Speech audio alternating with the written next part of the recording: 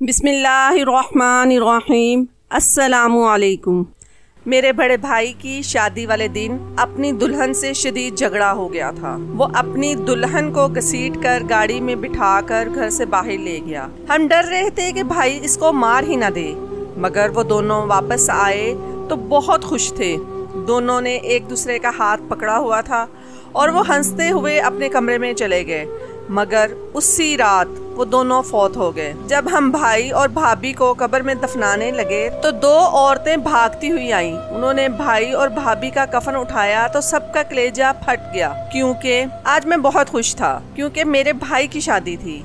हम सिर्फ दो ही भाई थे और इस लिहाज से हमारे घर का पहला खुशी का मौका था। मैं जिंदगी में पहली बार शौकी से सब कजन लड़कियों से छेड़छाड़ कर रहा था। मैंने अपनी तैयारियों में खूब पैसा और वक्त बर्बाद किया था और अपने इकलौते भाई की शादी पर सब अरमान पूरे किए थे। आमना भाभी को रुखसत करके लाए तो मैं उनको देखकर हैरान रह गया। वो बहुत ज्यादा हसीन लग रही थी। मैं अपने भाई की खुशकिस्मती का सोचकर खुश हो रहा था। मेरे भाई के चेहरे पर भी चमक वाजिया नजर आ रही थी। रात देर तक सब बैठे भाई और भाभी को छेड़छाड़ करते रहे। फिर मेरी अम्मी भाभी को उनके कमरे में ले गई। मेरा भाई भी कुछ देर बाद अपने कमरे में चला गया था। हम सब घर वाले बहुत खुश थे और हम सब सोने की तैयारी कर रहे थे, जब अचानक से भाई के कमरे से चिल्लाने की आवाजें आने लगी। वो भाभी से किसी बात पर झगड़ा कर रहे थे। मेरी अम्मी भागती हुई भाई के कमरे में गई थी। जब भाई ने दरवाजा खोला तो वो शदीद गुस्से में थे और उन्होंने सबसे कह दिया कि कोई भी उनके झगड़े में ना आए। हम सब हैरान थे कि पहली ही रात भाई को आमना भाभी पर किस बात पर गुस्सा आ गया था। अचानक भाई ने भाभी को हाथ से पकड़ा और जबरदस्ती अपनी गाड़ी में बिठाकर घर से बाहर ले गए। आमना भाभी रो रही थी। भाई सिर्फ अम्मी की मानते थे, मगर उस दिन तो भाई ने अम्मी की भी एक नहीं सुनी। कुछ देर बाद भाई और भाभी घर वापस आए तो बहुत खुश लग रहे थे। ऐसे लगता था जैसे इनमें कोई झगड़ा ही ना हुआ हो, बल्कि इन्होंने हमसे कोई मजाक किया हो। वो दोनों एक दूसरे का हाथ पकड़े अपने कमरे में चले गए। मैंने और अम्मी ने सोचा कि अब वक्त बहुत हो गया है, सुबह भाई की खबर लेंगे। मैं पूरी रात कमरे में बेचैनी से करवटें बदलता रहा था। मैं अपने भाई के बारे में सोचने लगा। उसने आज तक किसी से ऐसा झगड़ा नहीं किया था, लेकिन आज इन्हें क्या हुआ था। मेरा भाई तो हर वक्त मुस्कुराता रहता था। शादी के लिए मेरी माँ ने अपनी ख्वाहिश का इजहार किया और मेरे भाई से उसकी पसंद के बारे में पूछा तो मेरे भाई ने अदब से मेरी माँ को कहा था कि वो जहाँ चाहे उसकी शादी कर दें, उसे कोई एतराज नहीं और ना ही इसकी कोई खास पसंद थी। मेरी अम्मी ने खानदान से बाहर एक लड़की से उनका रिश्ता तय किया और जल्द ही शादी की तैयारियां शुरू हो गई। लेकिन मैं अपनी होने वाली भाभी को देखकर चौंक गया था। वो लड़की बहुत फैशनेबल और आज़ाद ख्याल लग रही थी। मैंने थोड़ा झिझक कर अपनी माँ से कहा कि मुझे नहीं लगता भाई और भाभी की जोड़ी नहीं बनती है। मेरा भाई बहुत सादा मिजाज था, जबकि भाभी बहुत शौक मिजाज लग रही थी। मेरी माँ ने हंसते हुए मुझसे कहा, तुम्हारा भाई बहुत कमगो है, ऐसी लड़की जिंदगी में शामिल होगी तो वो खुश रहेगा। अम्मी की बात पर मैं खामोश हो गया था। मुझे अपने भाई का सुलझा हुआ मिजाज इतना अच्छा लगता था कि चाह कर भी मेरा दिल भाभी के लिए खुश नहीं हो पाया था। लेकिन शादी पर जब मैंने अपनी भाभी को देखा तो मुझे लगा कि वो ही मेरे भाई के लिए बनी है।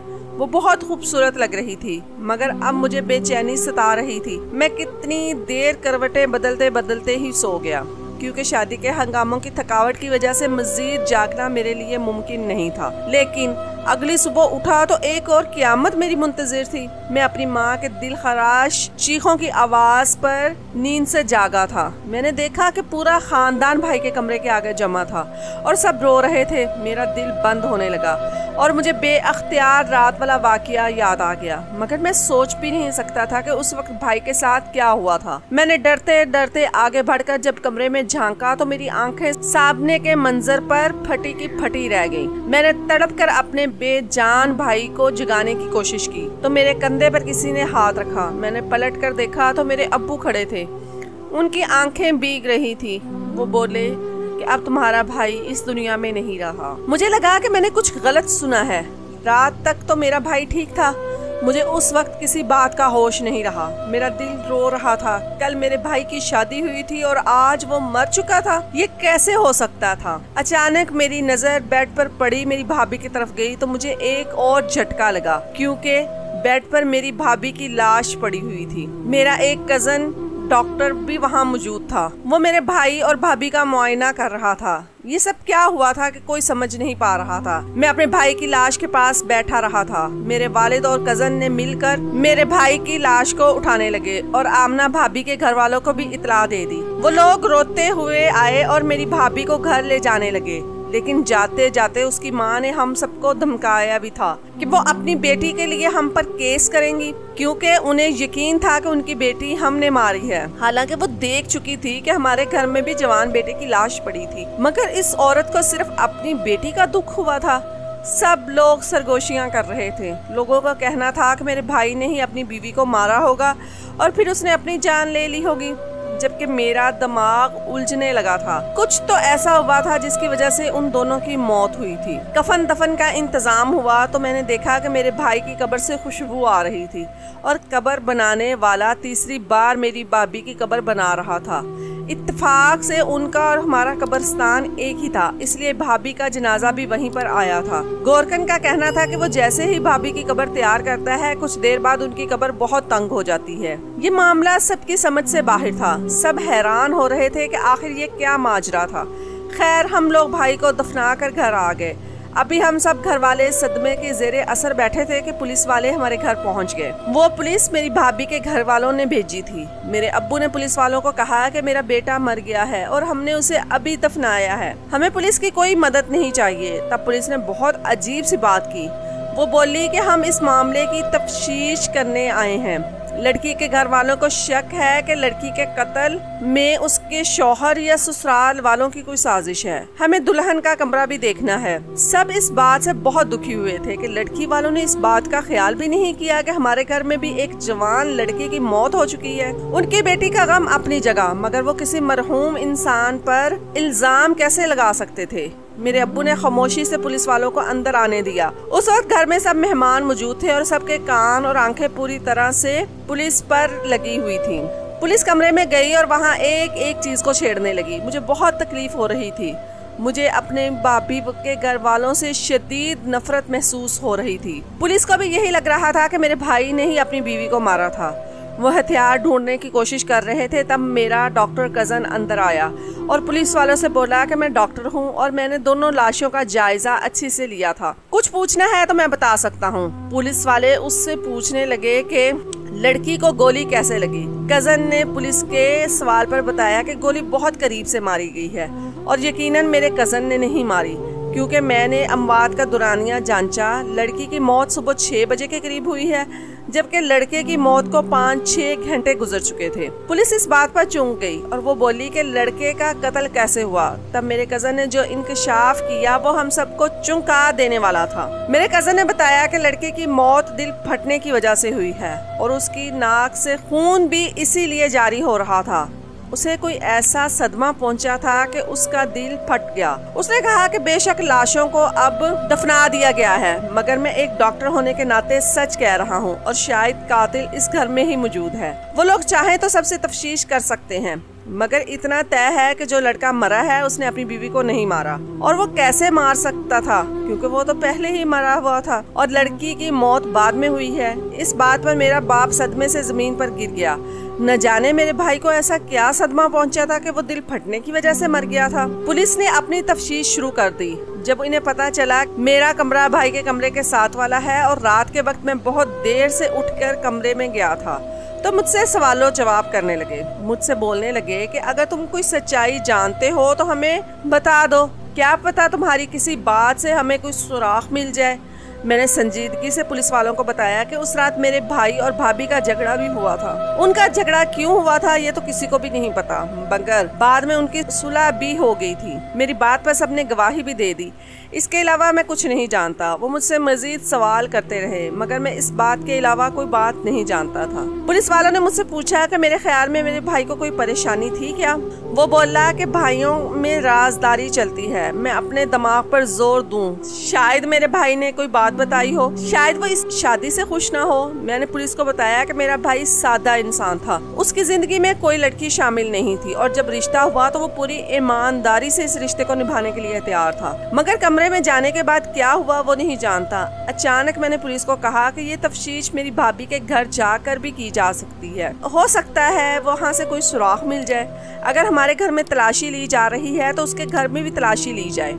मुझे यकीन है कि मेरी भाभी के घर से इस रात से पर्दा उठेगा। मेरे बाप ने खामोश रहने का इशारा किया, मगर मैं इस तरह खामोश नहीं रह सकता था। मुझसे जब पुलिस वालों ने पूछा कि मुझे अपनी भाभी पर किसी किस्म का कोई शक है, तो मैंने बिना सोचे समझे कह दिया कि इसके पीछे मेरी भाभी का कोई अपना राज छुपा हुआ है। शायद मेरे भाई को मेरी भाभी की कोई ऐसी बात पता चली थी जिस पर वो सदमे में आ गया था, क्योंकि वो सादा और बहुत शरीफ था।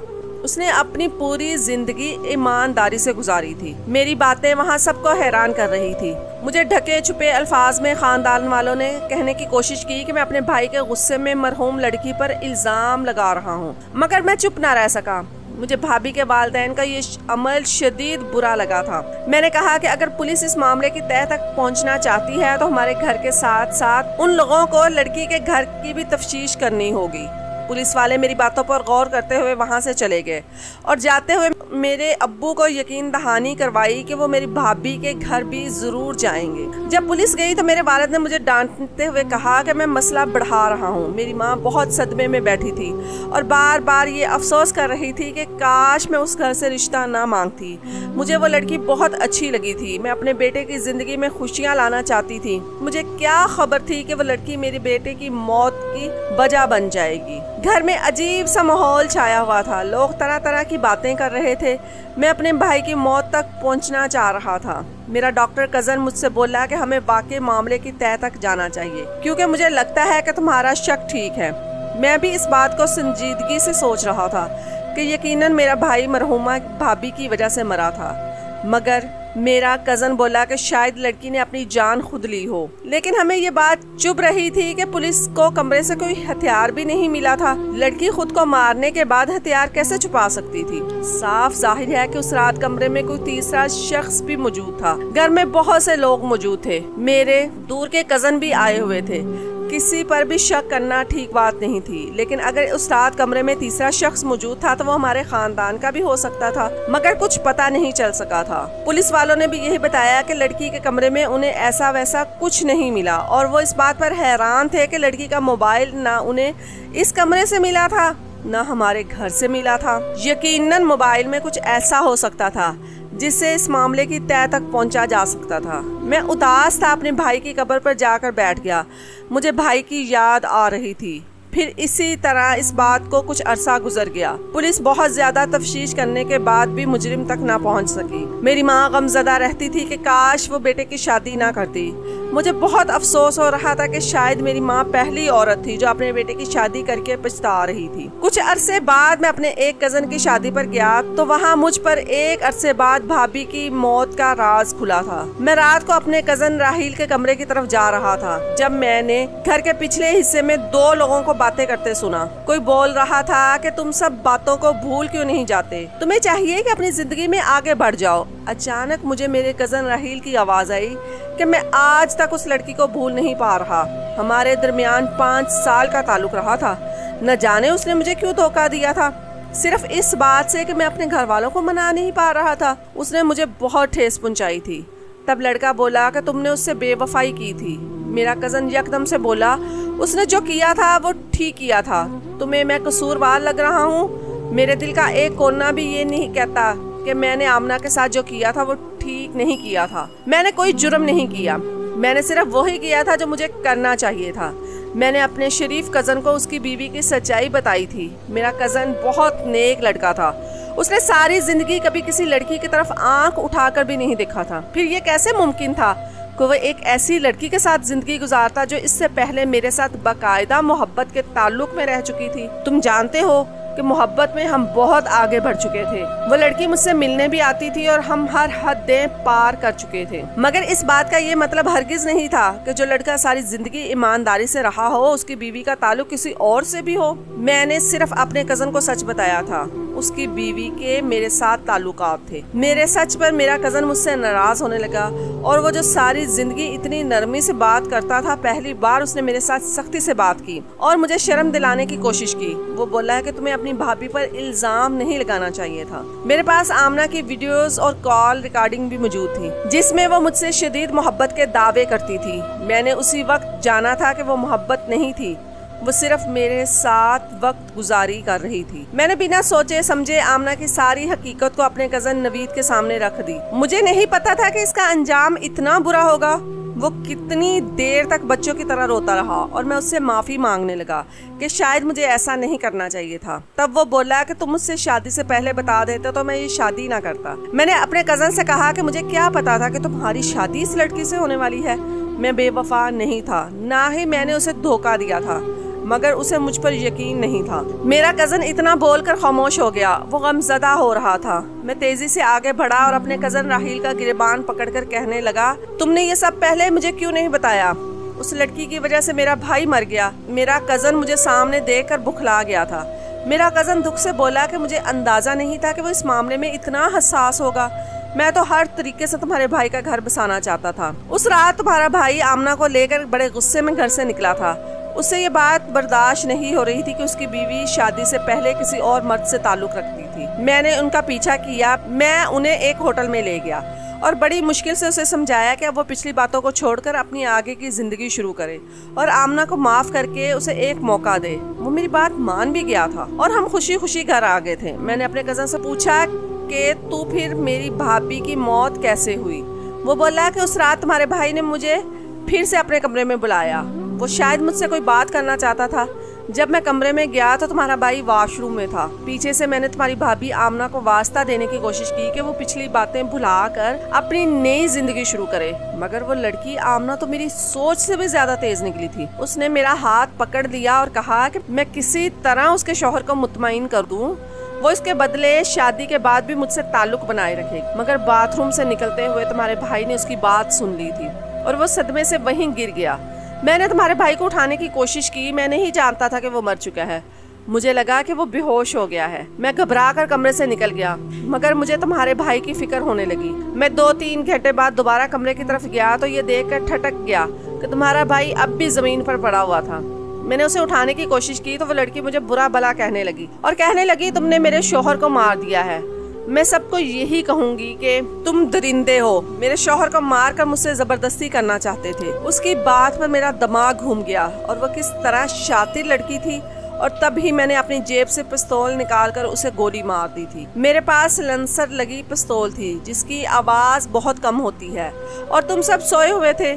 फिर मैं उसकी मौत पर घबरा गया था। मैंने उसका मोबाइल उठाया और वहां से भाग आया था। मैं जानता था कि अगर उसके मोबाइल चेक करने पर उसका शक मुझ पर जाएगा, क्योंकि उसमें मेरे बहुत से मैसेज सेव थे और अगर किसी की मेरी तरफ तवज्जो जाती तो सब मुझे ही मुजरिम समझते। मैं उसी रात अपने घर आ गया, मगर यकीन करो कि मैं आज तक इस गम से निकल नहीं पाया। उस लड़की का मुझे दुख नहीं है, मगर तुम्हारे भाई का सोचकर मुझे अपना आप मुजरिम लगता है। मुझे बाद में पता चला था कि उस वक्त जब वो जमीन पर गिरा था तो किस कदर शदीद सदमे का शिकार हो गया था।